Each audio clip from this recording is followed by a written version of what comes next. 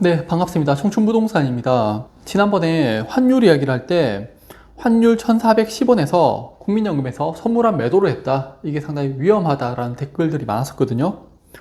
그래서 제가 찾아보니까 상식이 있는 사람이라면 이런 구조를 가입할 수가 없는 그런 구조의 상품을 국민들의 노후를 걸고 한국은행과 국민은행이 만들어서 수합 체결을 했는 겁니다. 저는 그렇게 생각을 해요. 그리고 일반인인 제가 봐서도 그 상품의 상품 구조의 허점들이 보였거든요. 그렇다면은 추후에 환율이 급등하게 되면요, 해지 펀드들이 달라붙을 가능성이 상당히 높아요. 네, 그런 문제가 또 발생을 하겠죠. 그래서 오늘 그 내용 설명드리겠습니다. 자, 우선 대한민국의 달러가 부족합니다. 이거 잘 생각하셔야 되는데, 내가 10년 전에 1억 원을 가지고 있고 신축 아파트가 1억 원이에요. 그런데 지금 현재 와서 내가 현금 1억 원을 보유한 것은 똑같은데 신축 아파트가 3억 원이에요. 그러면은 저는 돈이 부족한 거죠. 달러가 꼭 그렇습니다. 외환 보유액은 조금씩 상승했을지 모르지만요, 최근 들어서 정체가 되었고요, 미국의 부동산, 주식, 원자재 가격들은 급등을 하고 있죠. 그러면서 대한민국의 달러는 부족하다라고 이야기를 드리는 거예요. 그래서 환율이 계속 급등을 하고 있는 겁니다. 이제 기사 내용을 보면 한국은행하고 기획재정부는요, 국민연금과 스와프 거래 한도를 500억 달러로 늘리겠다고 이야기를 합니다.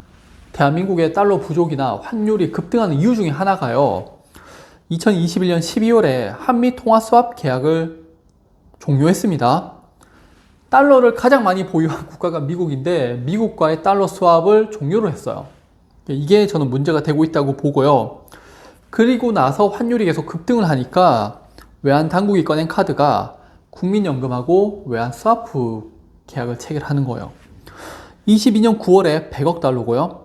23년 4월에 350억 달러, 그리고 24년 6월에 500억 달러로 계속적으로 증액시키고 있죠. 1차원적으로 정리를 하면은 국민연금이 환율 시장에서 달러를 계속 매수하네? 그러면 환율이 올라간다. 그러니까 외환당국에서는 야, 그러지 말고 시장에서 하지 말고 그냥 우리한테 직접적으로 거래를 하자. 그리고 나서 6개월이나 1년 뒤에 다시 계약을 해지 만료하게 되는 그런 상황을 만들면은 환율에 영향을 전혀 주지 않을 수 있잖아 라는 것 같아요. 그런데 이게 얼마나 불공정하고요, 국민들의 노후를 담보로 잡고 하는 건지 상식적인 사람이라면 절대 이런 상품을 만들 수가 없어요. 가입 자체를 안 할 거예요. 그런데 국민연금은 자기 돈이 아니니까 이렇게 하는 것 같아요.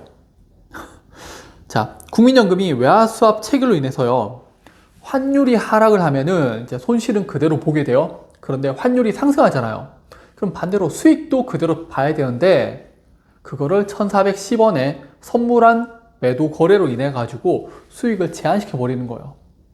자, 손실은 그대로 받고 수익은 제한시켜 버리는 그런 거래. 불공정하죠. 그런데 국민연금이 대한민국 국민들의 노후를 걸고 그런 상품 구조에 동의를 했는 겁니다. 저는 이게 좀 배임이 아닐까라는 생각도 하고 있거든요. 그래서 국민연금의 수익을 외환당국에게 넘겨주는 그런 상품을 얻는 거예요. 자, 상품 구조를 보면은 제가 첫 번째 계약일 때 가지고 왔는 건데 만기가 6개월이나 12개월짜리고요. 조기 청산 권한이 없습니다. 만기까지 서로 보유하자는 거예요. 그래서 환율이 급등하면은 1410원에 국민연금이 선물한 매도를 할 수가 있는 거죠. 자, 예를 들어서 1달러에 1000원이에요. 환율이 800원으로 하락을 하면은 1달러에 200원 정도 손해를 보게 돼요. 반대로 1200원으로 상승하면은 1달러에 200원의 수익을 얻게 되죠. 그런데 1100원에 선물한 매도가 걸려 있어요. 손해를 볼 때는 200원이고 환율이 하락하면 하락할수록 손실은 계속적으로 커지게 되겠죠. 근데 수익을 볼 때는요, 100원으로 고정이 되어 있는 거예요. 환율이 오르면 오를수록 그 수익은 국민연금이 받아가는 게 아니라 외환 당국이 받아가게 되는 겁니다. 그런 구조를 지금 만들어서 수합 체결을 했는 거예요. 즉 손실은 국민연금이 받아가고요, 수익은 외환 당국이 받아가는 그런 구조예요. 일단 상품이 정말 국민들을 개무시하니까 만들어낸 거예요. 그러니까 여러분들이 금융을 공부해야 되는 이유가 이런 겁니다. 그리고 외환 수합 거래 한도를 500억 달러로 증액하죠. 대한민국 외환 보유고가 4천억 달러 정도인데 500억 달러요. 좀 비정상적으로 금액이 커 보이지 않으세요? 그리고 또 다른 국가들하고도 수합 거래를 하고 있거든요. 과연 이걸 다 해줄 수 있을까라는 의구심도 들어요. 자, 또 여기서 어떤 문제가 있냐면요. 외환당국은 국민연금의 자금을 이용해서 환율 1410원에서 이제 좀 마지노선을 만들겠다. 그래서 환율이 더 이상 오르지 못하게 만들겠다라는 것 같은데, 이게 수요와 공급이라는 개념으로 보면은 뭐 괜찮은 전략이에요. 그런데 외국인들은 절대 안 그렇거든요. 걔네들은 주식, 그 세이버 매트릭스 있잖아요. 야구도 수치화 시켜요. 그래서 가치와 가격의 측면으로 보게 되면 이거 상당히 위험한 전략이에요. 예를 들어서 미국의 금리 인상이나 우리나라의 어떤 경제 문제로 인해서 환율이 1달러당 1600원으로 급등을 해야 되는데 선물한 매도로 인해서 1410원에 이렇게 고정이 되어 있는 거예요. 그러면 우리나라에 투자한 외국인들 입장에서는 환율이 1600원으로 1달러를 바꿔야 되는데 얘네들이 1410원에 1달러를 바꿔주네? 그럼 있는 돈 없는 돈 다 끌어다가 우리나라에서 어떻게든 달러 팔아가지고 나가려고 하겠죠. 이런 예가 바로 비트코인의 김치 프리미엄이잖아요.